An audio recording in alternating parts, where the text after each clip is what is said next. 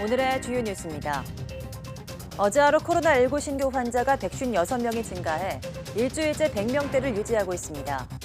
정부는 강화된 거리두기 조치에도 신규 환자가 두 자릿수대로 떨어지지 않고 있다며 주말까지 확실한 안정세를 달성할 수 있도록 총력을 기울이겠다고 밝혔습니다. 코로나19 확산에 따른 고용시장 충격이 이어지고 장마와 폭우 피해까지 더해지면서 지난달 취업자 수가 27만 명 넘게 줄었습니다. 코로나19 1차 확산 여파로 취업자 수가 처음 줄어든 지난 3월 이후 6개월째 감소입니다. 코로나19 사망자가 전 세계에서 90만 명을 넘어섰습니다.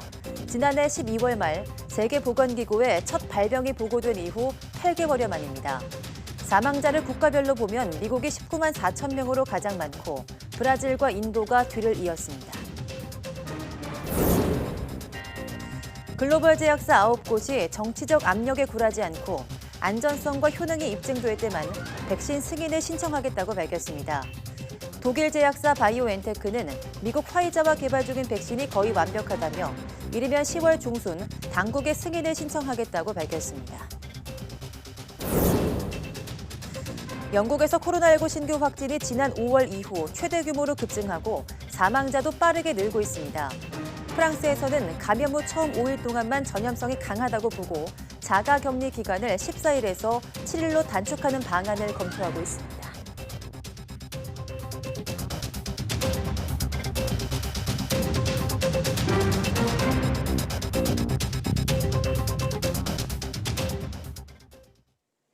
여러분 안녕하십니까?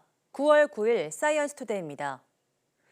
어제 하루 코로나19 환자가 156명 늘어서 일주일째 100명대를 기록했습니다.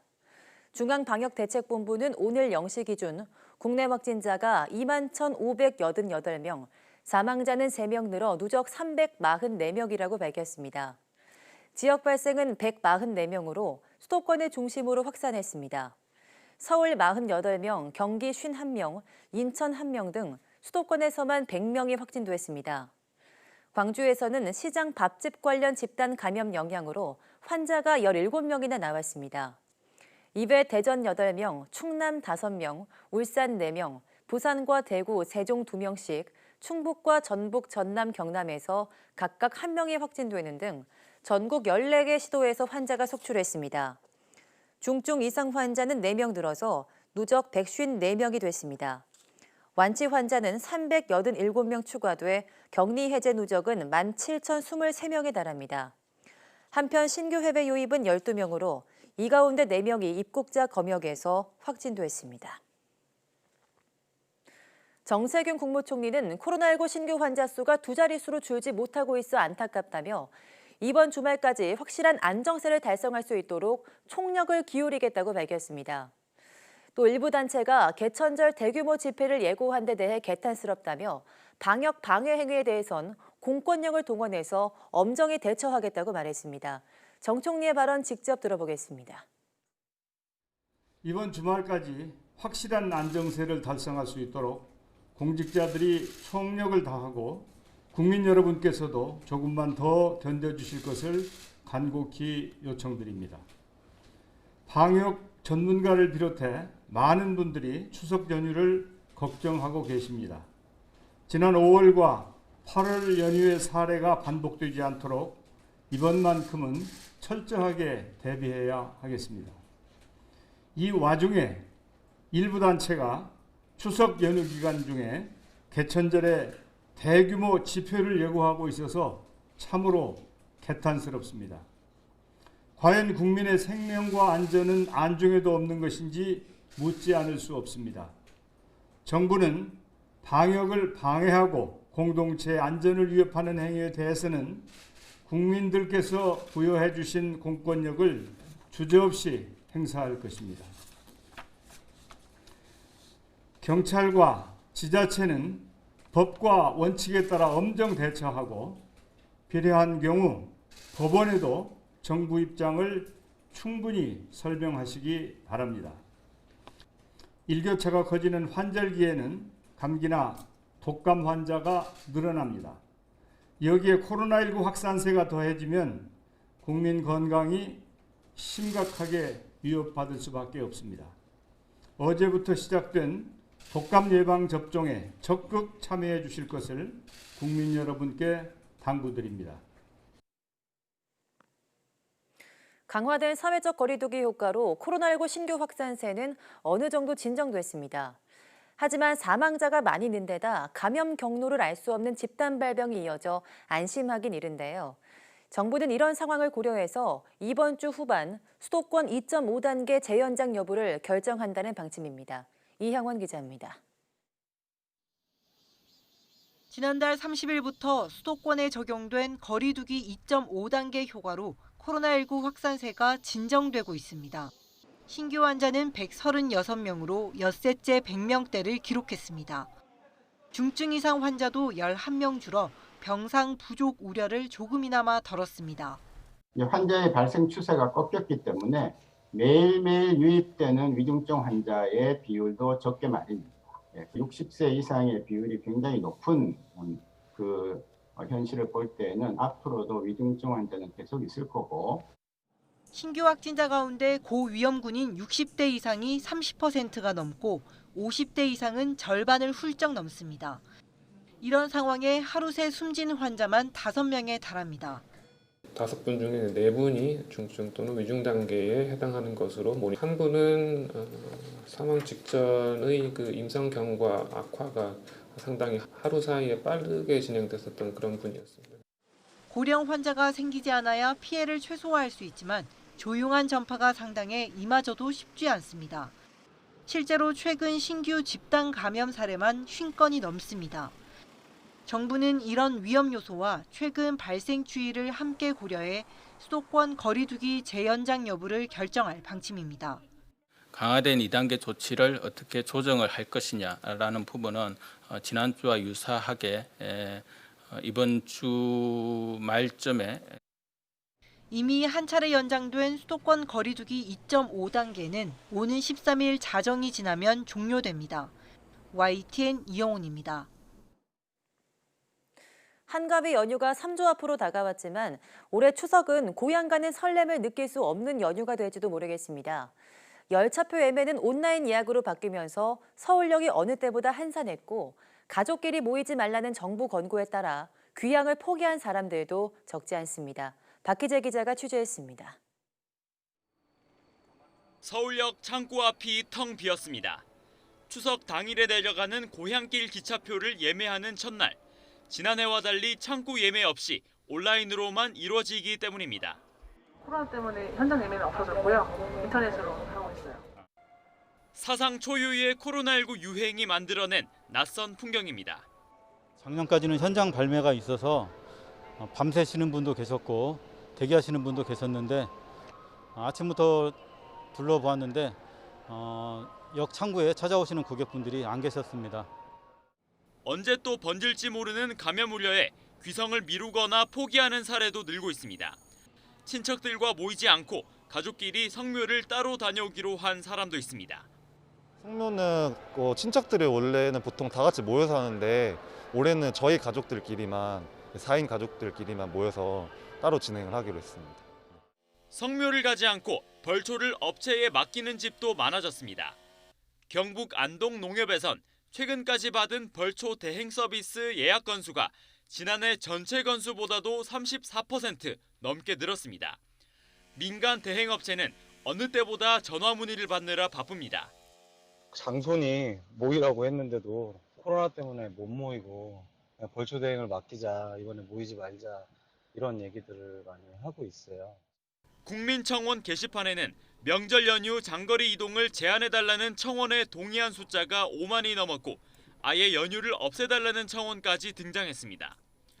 이동을 자제해달라는 정부의 권고도 어느 때보다 절실합니다. 한가위답지 못한 시간을 보내게 될 연휴가 안타깝지만 가족의 건강과 행복을 위해선 일시 멈춤이 꼭 필요한 시점입니다. YTN 박희재입니다. 국내 최대 규모의 추모 시설인 인천 가족공원이 올해 추석 연휴 기간 전면 폐쇄됩니다. 추모 인파로 인해 코로나19 확산 우려가 크기 때문인데요. 대신 이번 주말부터 미리 성묘하기를 유도하고 온라인 성묘 서비스도 처음 제공하기로 했습니다. 이기정 기자입니다. 도심 산자락에 위치한 인천 가족공원. 봉안당과 수목장, 잔디장 등 14만 3,400여 개의 추모시설이 있습니다. 요즘도 하루 평균 3천여 명의 유가족이 방문하고 추석 기간에는 35만 명의 추모객이 운집하는 곳입니다. 올 추석 기간에는 이 추모시설이 전면 폐쇄됩니다. 조상님께 성묘를 드리고 싶어 하시는 많은 시민들이 계시는 걸로 알고 있습니다마는 코로나19의 전염력이 너무 강력하기 때문에 불가피하게 이번에는 가족공원을 폐쇄하게 되었습니다. 인천시는 대신 이번 주말부터 미리 성묘를 하도록 유도하고 있습니다.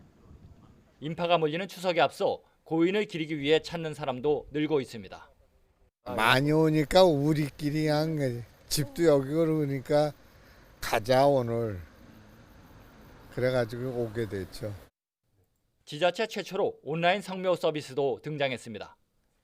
홈페이지를 통해 사전 접수를 하면 시설관리공단에서는 고인의 사진이나 봉이남을 찍어 사이버 차례상에 올려주는 겁니다. 가족들은 헌화와 추모글 등을 작성해 고인을 기리게 됩니다. 온라인 성묘로 조용히 차례를 지내고 가족들하고 집에서 조용히 보낼 예정으로 있습니다.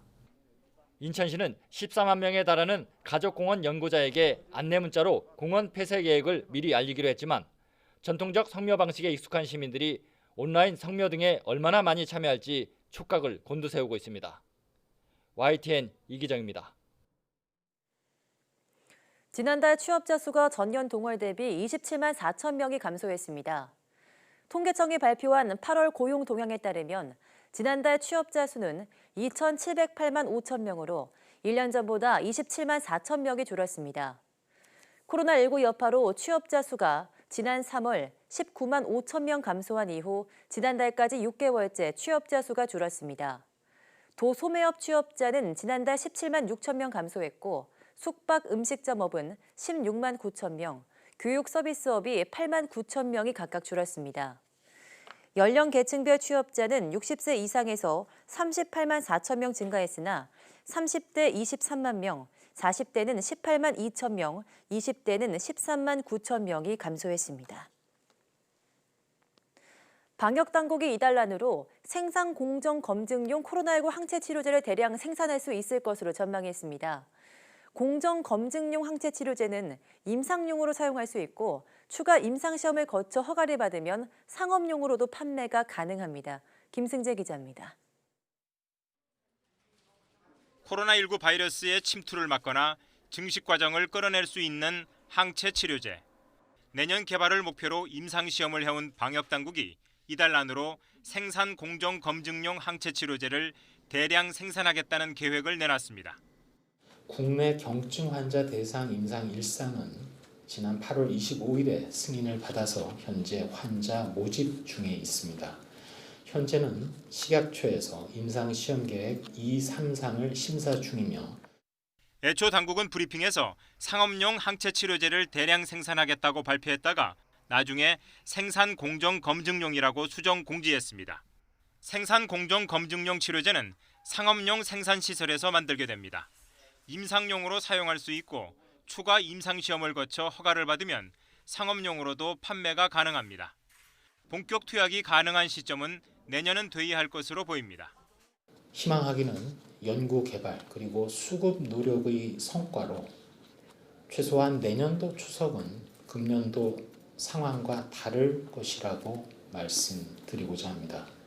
완치된 사람의 혈장 속 항체를 이용하는 혈장 치료제 연구도 국내 의료기관을 중심으로 임상시험이 진행되고 있습니다. 위중하거나 중증 환자에 투약할 수 있는 치료제 렘데시비르는 현재까지 49개 병원, 274명 환자에게 공급됐습니다. 이들 가운데 모두 16명이 숨진 것으로 확인됐습니다. 당국은 렘데시비르를 투여했음에도 사망한 것처럼 오해하지 말아야 한다며 렘데시비르 효과나 사망 원인은 추후 종합적으로 분석할 필요가 있다고 밝혔습니다. 코로나19 백신과 관련해 방역당국은 내년 추석 전까지 안전하고 효과적인 백신을 확보해 접종하는 것을 목표로 하고 있습니다. YTN 김승재입니다. 0.3초 안에 사람 얼굴을 인식해서 발열 체크를 할 수 있다며 일상 방역 활동에 이용되고 있는 얼굴 인식 체온계, 요즘 많이 보셨을 겁니다. 하지만 취재진이 전문가들과 함께 성능을 검증해봤더니 정확한 체온 측정이 불가했습니다. 김우준 기자입니다.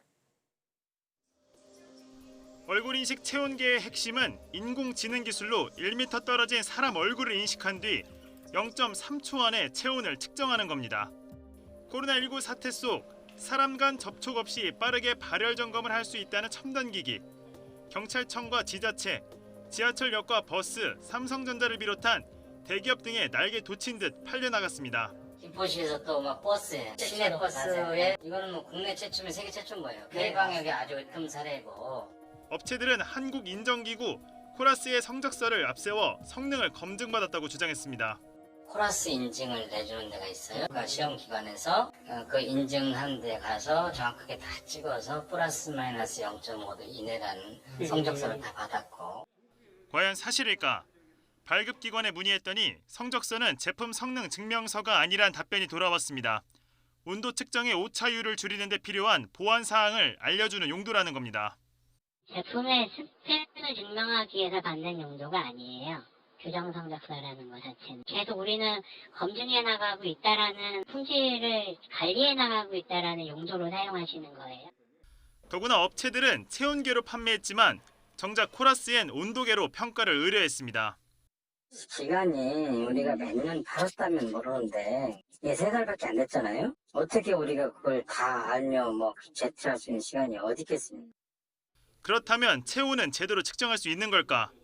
YTN 취재진이 적외선 센서, 체온계 등 각 분야의 전문가들과 직접 실험해봤습니다. 국가공인인증기관이 쓰는 적외선 온도 측정 기준 장비 흑채를 사용했습니다. 인식 상세 설정을 생체 감지 끄기가 아닌 켜기로 다시 화면을 구현을 합니다. 흑채를 38도로 설정하고 1m 거리에서 측정해보니 발열을 잡지 못하고 정상 체온으로 인식했습니다. 정상 체온입니다. 흑채 온도를 40도로 높이고 다시 실험해봤습니다. 발열 감지를 못하다가 40cm 정도 다가가자 3, 4초가 지난 뒤 이상 온도라고 인지했습니다. 비정상 체온입니다. 비정상 체온입니다.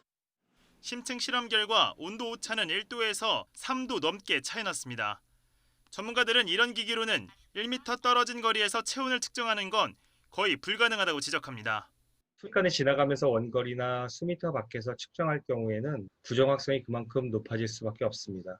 실험된 모델 성능을 고려하면 1m 정도 거리에서 1초 안에 발열자를 정확하게 잡아낸다는 것은 사실상 어렵다라고 생각합니다.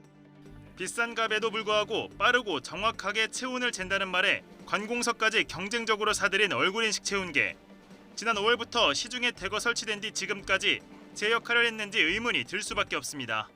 YTN 김우준입니다. 플라즈마는 우주의 기본 물질로 반도체 제조 등 다양한 분야에 응용되고 있는데요. 의료와 융합하는 플라즈마 바이오도 미래 산업의 원천으로 주목받고 있습니다.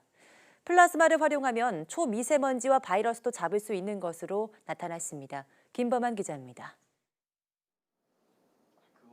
고체, 액체, 기체가 아닌 제4의 물질 상태로 불리는 플라즈마.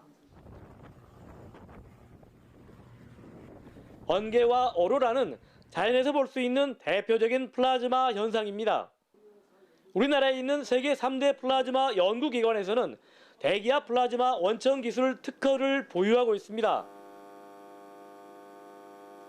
고체 시료에 적용을 했을 때 좋은 결과가 있으면 이런 기본 바탕을 이용해서 다양한 반도체 산업에 응용을 하고 있고요. 생체 시료에 적용했을 때 효과를 보고 이것들을 의학과 관련된 분야에 적용을 하고 있습니다. 평균 수명이 늘고 건강에 대한 관심이 높아지면서 생명의 원초 물질이기도 한 플라즈마는 의료 분야 활용이 본격적으로 시도되고 있습니다. 플라즈마의 바이오는 우리 일상생활에 있어서의 건강과 이상에 관한 공기청정 및 세균 제거, 그리고 바이러스 제거에 그리고 미용 기술에 크게 활용되고 있는 기술이 되겠습니다.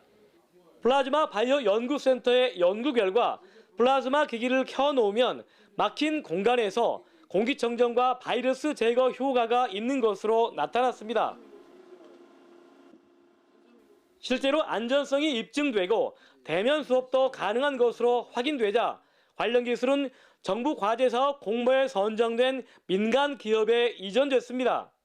그러니까 0.3 마이크로미터 이하의 초미세먼지를 집지시키는 것과 그다음에 바이러스 여러 가지 대장균, 이 노로바이러스 같은 것들을 제거하는 기능을 가진 바이러스 제거 기능과 공기청정 기능을 하나로 합친 그런 새로운 기능의 제품이라고 보시면 되겠습니다.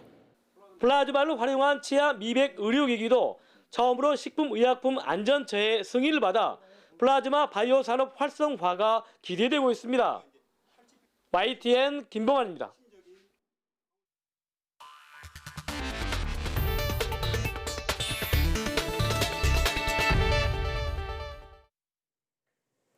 전 세계 코로나19 누적 사망자가 90만 명을 넘어섰습니다. 실시간 국제 통계 사이트 월드오미터에 따르면 한국 시간 오늘 오전 7시 기준으로 전 세계 코로나19 사망자는 90만 97명으로 집계됐습니다. 중국 우한에서 정체불명의 폐렴 발병 사실이 세계보건기구에 보고된 지난해 12월 31일 이후 8개월여 만입니다. 국가별 사망자는 미국이 19만 4천 명으로 가장 많고 브라질 12만 명, 인도 7만 4천 명 등의 순입니다. 영국에서 코로나19 확진자들이 지난 5월 이후 급증하면서 사망자 역시 늘어날 조짐을 보이고 있습니다. 프랑스에서는 감염 후 처음 5일 동안만 전염성이 강하다고 보고 자가격리 기간 단축을 검토하고 있습니다. 박철원 기자입니다. 너무 느슨해졌다. 지금은 다시 고삐를 조여야 할 때이다. 최근 코로나19 신규 확진자가 급증하면서 사망자 역시 다시 늘어날 조짐이 보이자 영국 내에서 나오는 말들입니다. 보건 전문가들은 최근 들어 20, 30대 젊은 층이 선술집 등에서 서로 어울리면서 감염률을 치솟게 하고 있다고 지적했습니다. A couple of days later, when they're infectious but not yet having symptoms, they go and visit grandparents, and that's how the problem begins. 영국 정부는 북서부 볼턴 등 재확산이 심각한 지역의 모든 접객업소에서 밤 10시 이후 영업을 중단시키고 식당에서는 포장 판매만 허용했습니다. 프랑스 언론들은 확진 사례가 가장 많았던 지난 4월을 떠올리며 최근 들어 기하급수적으로 늘고 있음을 우려했습니다. 이런 가운데 프랑스 정부는 확진자 접촉 시 부과하는 자가격리 기간을 14일에서 7일로 단축하는 방안을 검토하고 있습니다. 바이러스 감염 후 첫 5일 동안에는 전염성이 강하지만 열흘이 지나면 5% 밑으로 떨어진다고 판단하고 있기 때문입니다.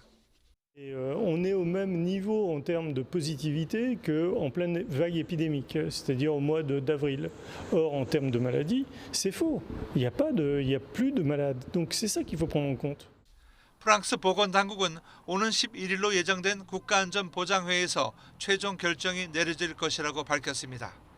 YTN 박철원입니다.